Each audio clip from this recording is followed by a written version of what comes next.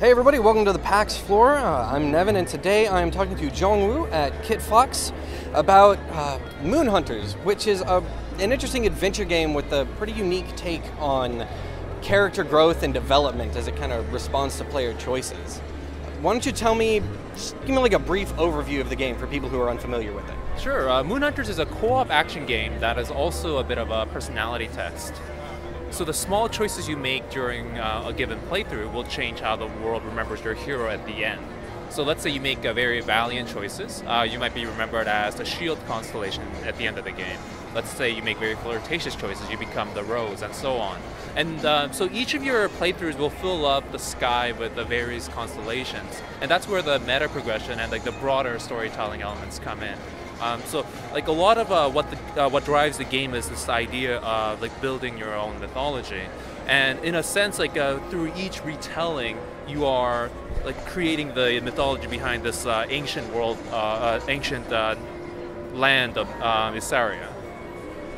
Okay, cool. Sounds really interesting.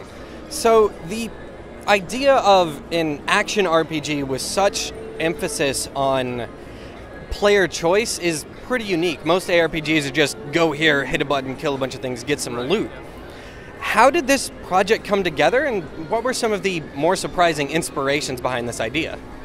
This project was a Kickstarter project back in 2014, and I guess as far as inspirations, we were, as a studio, we've always been interested in one, player expression, and two, narrative. And in this sense, we were inspired in part by like something like even the King of Dragon Pass, if you remember that game.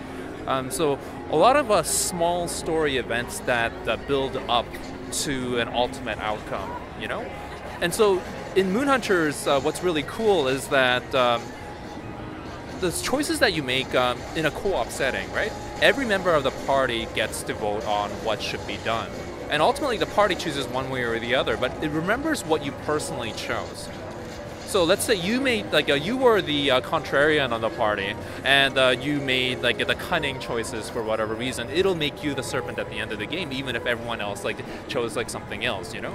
So respecting that player expression was very critical to the developing process for this game. Did you run into any complications when trying to develop a system like that? It sounds, I mean, game dev in general is complicated, but specifically related to that systems, what design problems did you run into, if any? There's interesting cases where, so ultimately the party needs to like go in a certain direction or not, right? And so, like, ideally, like the conflict or like the discussion within like the team is it should be interesting, but sometimes it creates moments where it does seem like someone is you know, kind of dictating the action because they were the like the kingmaker or the like the final decision maker, you know, because in a party of 3 people, then the third person will like whichever he swings will just or like it gets even stranger in a 2-player setting where so we also have a system for determining the leadership of the party based on your charm rating, and in a 2-player setting, like, you know, it's kind of a race to see, you know, who has the highest charm, because then in a point of disagreement you'll always get your way, you know. At the same time though, it creates an interesting dynamic where people are usually like, you know, giggling about it when things like that happen, because it's not a permanent thing. There's ways for you to raise your charm, and, you know, ways for you to essentially retake the leadership and so forth. And ultimately we wanted to capture that level of like co-op experience, you know. Like a lot of the times, as you mentioned like earlier, like for action RPGs, you just go in, you know, you have your skill set, you spam your skill set, and like, you know, that's the gist of the cooldown. Yeah, that's it. That's basically it.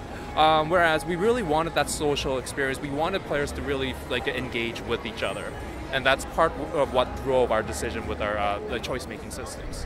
Okay, cool. So there's definitely a huge emphasis on multiplayer in this game. Like, it wants you to get your friends together, either locally or online, and play it. What are the differences between single player and multiplayer, and is there anything that you guys do to make sure somebody who goes in alone has a full experience still? So the game is, for clarity, the game is fully playable like between like 1 to 4 players. Yes. And there is no content that will be locked from you as a result of playing single player or as a result of playing multiplayer. As far as considerations, I will have to admit that it was difficult to balance the game for the full range of players. No, that's understandable. Yeah. But other than that, I mean, I would say that in some ways, the person who's playing single player will get more out of the action gameplay, I guess. And there's also a bunch of secrets that are maybe easier to access if you know, you don't have to coordinate with everyone at the same time. You don't have to argue about getting a certain route. You can just experiment with the way you go. Exactly. So for like in-depth, long-term gameplay, like that works for single player. But at the same time, because the each playthrough, so the game's meant to be replayable, right? Yes. So each playthrough is relatively short, between like 30 minutes to an hour, depending on how quickly your team goes through. But it's meant to be replayed multiple times. The maps, the levels are randomly generated. The world map is also randomly generated. And based on your actions in your previous playthrough, you might unlock new classes, you might unlock new biomes in the world, and so forth.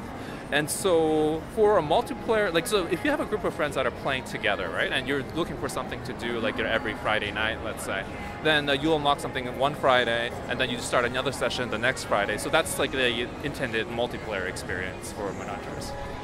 That's really interesting. It almost sounds like not a replacement, but something that people can do instead of Dungeons and Dragons on their Friday nights. Exactly. Absolutely. That's really cool, and I like that. And kind of spinning off of the random generation that you just mentioned, procedurally generated games have a lot of randomness to them.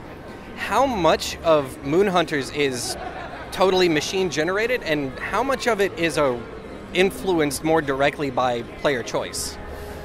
I would say that a lot of it, in a given playthrough, a lot of it is generated by the machine, so to speak.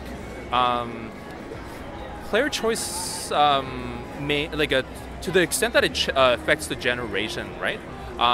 It is the events that you've triggered so far, and also the direction on the world map that you explore. I think probably the more interesting nuance is the aspects of the maps that are generated by the algorithm versus the ones that were handcrafted. Because there are like a very special, unique events that are like handcrafted by the developers, but there's also aspects of the map that are like going to be completely unique every time you play, and like finding that balance was an interesting challenge for Moon Hunters for sure. Awesome, that's a really cool answer. Thank you. Last question, then I'll let you get back to PAX. What has it been like developing a game with multiple stories that kind of build in response to player choice at the same time? And were there any problems that you ran into with that, and how did you overcome them if there were? It was a very interesting challenge because on one hand, as I said earlier, that we really wanted to respect player expression.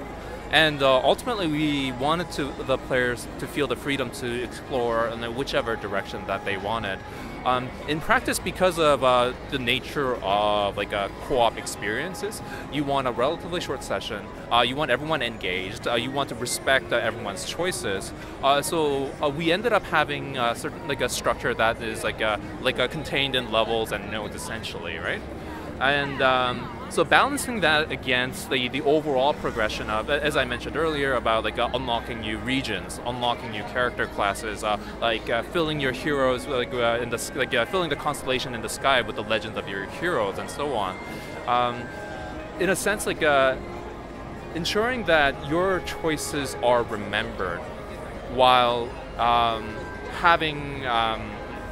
while also giving you the freedom within a playthrough was a difficult balancing act, to be sure. Yeah, I believe it.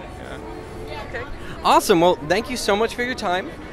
If people are interested in Moon Hunters or Kitfox and want to follow you guys and get updates on the game or whatever you guys are working on, where can they find you? You can find us at www.kitfoxgames.com, or you can follow us on Twitter at Kitfox Games. Okay, awesome. Thank you so much for your time. Have a great PAX. Thank you.